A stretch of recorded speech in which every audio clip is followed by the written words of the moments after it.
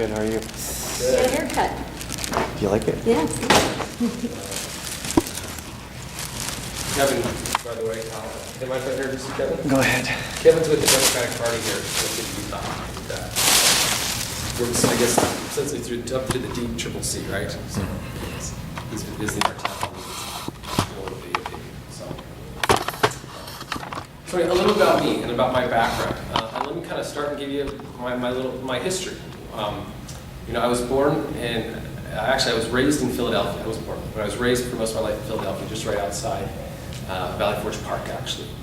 And it's there where I gained a love for the Founding Fathers. Living back there, seeing the historical sites, visiting Independence Hall, camping in Valley Forge Park in the winter, I gained a great love for our Founding Fathers.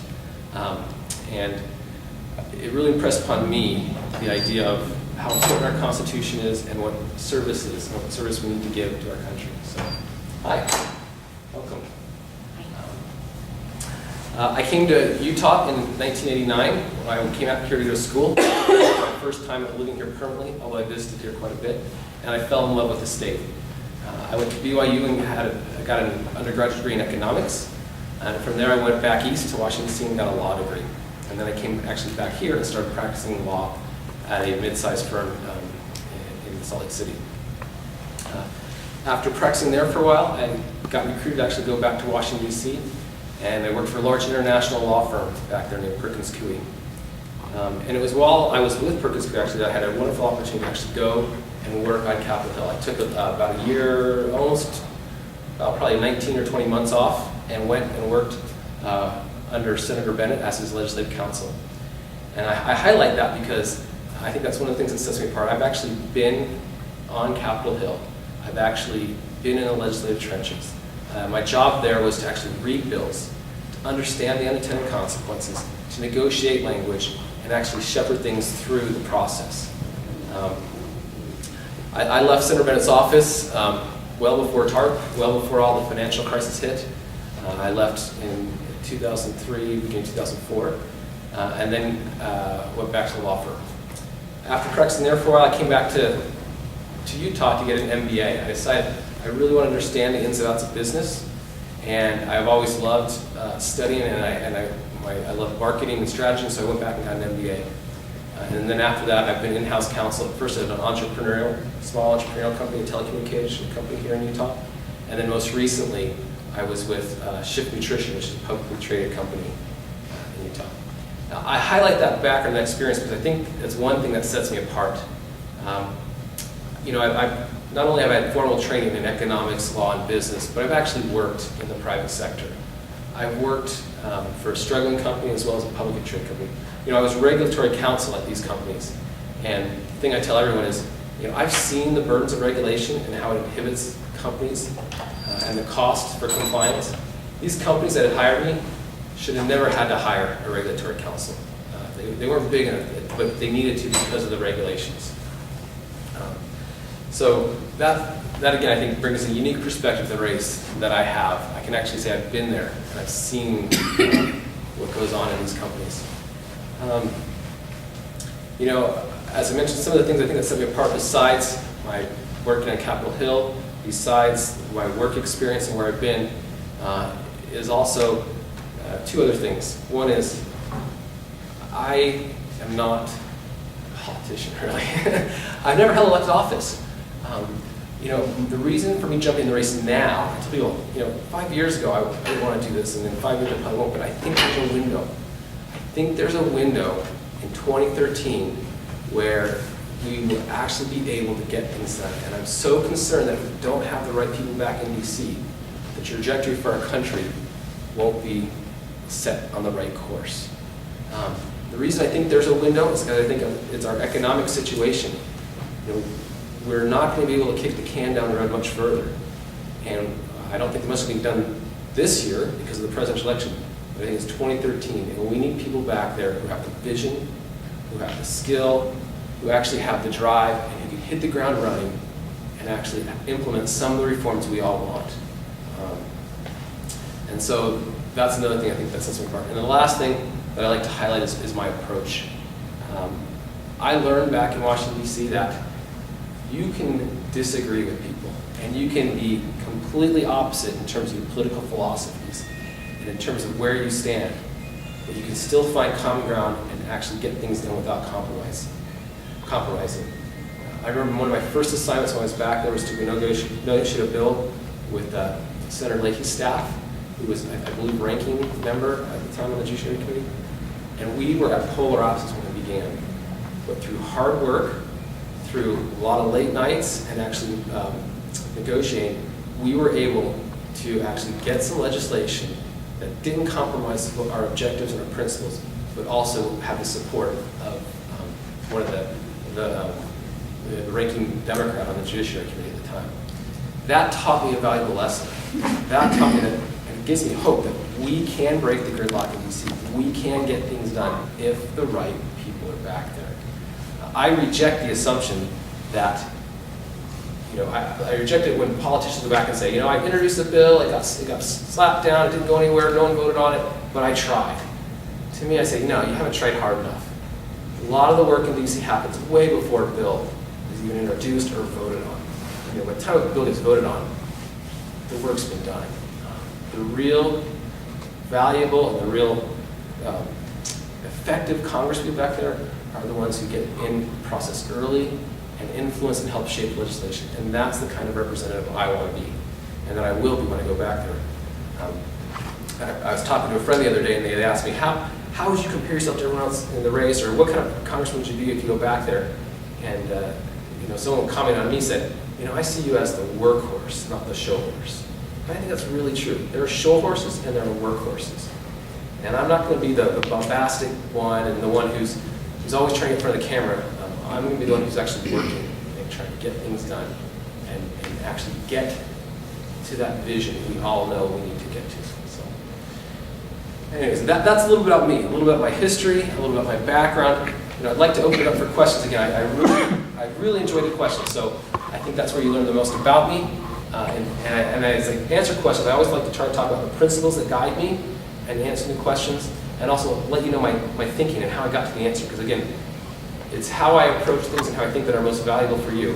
When you elect someone to go back to DC, we know the problems now, but there might be problems in the future. And you're always going to wonder, well, how are they going to respond to what they're going to do? Well, if you know how I think, and you know my principles, I think it's a good predictor of how I'll act back in DC. So let me open up for questions. Give me your hardest ones. Fire them at me. What's on your mind? Please. What can you do to have the greatest impact on obtaining a balanced budget? Yes. Balanced budget is one of the main drivers of me actually jumping in this race. It's because of our spending and how out of control it is. What are some main things I can do? I think in order to actually talk about the budget, talk about balancing, you have to talk and examine what are the main drivers on this. In fact, I have a sheet. Do you have that, that sheet? Here, so let me pass this out. Because I find this really helpful when we talk about the budget to understand. You can pass some of these out. This is from the Congressional Budget Office. This is what our budget looked like in FY11.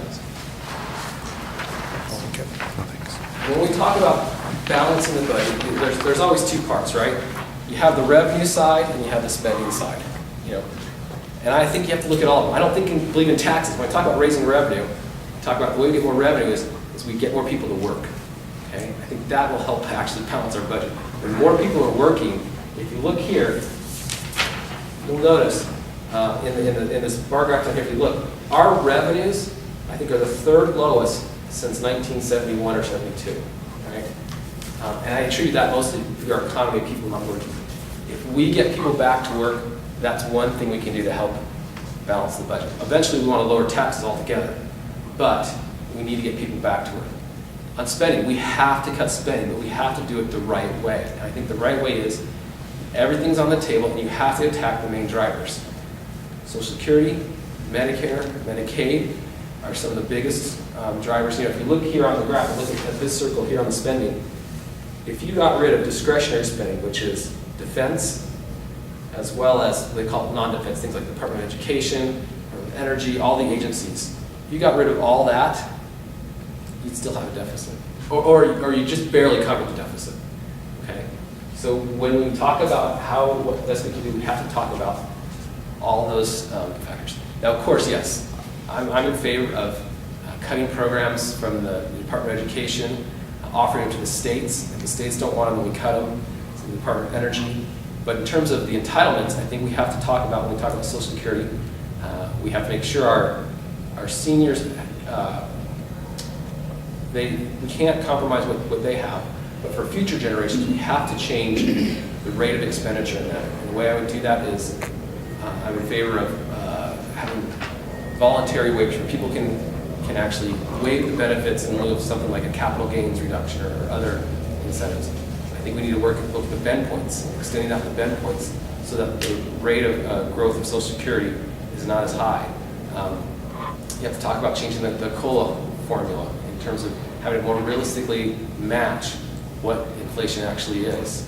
And so those are some of the things. In terms of Medicare, I think we have to restructure the payment system to incentivize doctors not for the number of procedures they perform, but for the health of the patient. It's kind of similar to what we did here in Utah in terms of moving into a more overall health kind of assessment as opposed to how many blood tests did you draw, how many screenings did you do or whatnot. Actually, because I think that puts the shift more in preventative health, I should say, and helping people become healthier that way. In terms of Medicaid, I like what Utah's done.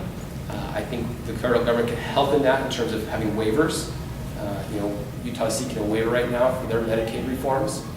I like it when states can innovate and try new things to help solve some of this budget issues. So those are some of the very specific things I think we need to go fight for back in DC, and we can do. Again, discretionary spending, everyone will talk about it, and I agree with them. We have to cut departments, and actually the way I would do it is I'd actually examine all the programs. I'd make sure there's a constitutional hook for each one, and the ones that don't, those would be on my priority list on how we start cutting those. And again, I would offer them to the states first. If the states don't want them, then look at cutting them. So that's how I approach it. That's my thinking on how we actually balance the budget. Are you familiar with Senator Mike Lee's Balanced budget bill amendment? for a balanced budget?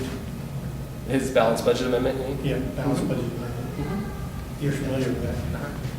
How do you agree? How do you disagree with that? Sure. I am in favor of balanced budget amendment. I believe in what I call a clean balanced budget amendment, though. The balanced budget amendment I'm in favor for simply states, you can't spend more than you take in unless you have a 3/4 majority to vote to break that cap, I guess you could say. And if the expenditures for military operations, there has to be a declaration of war by Congress. Okay, that's the balanced budget amendment I would support. I know Senator Lee's balanced budget amendment has a 18% to GDP cap in it to try to control that. My concern with that is that GDP is not defined.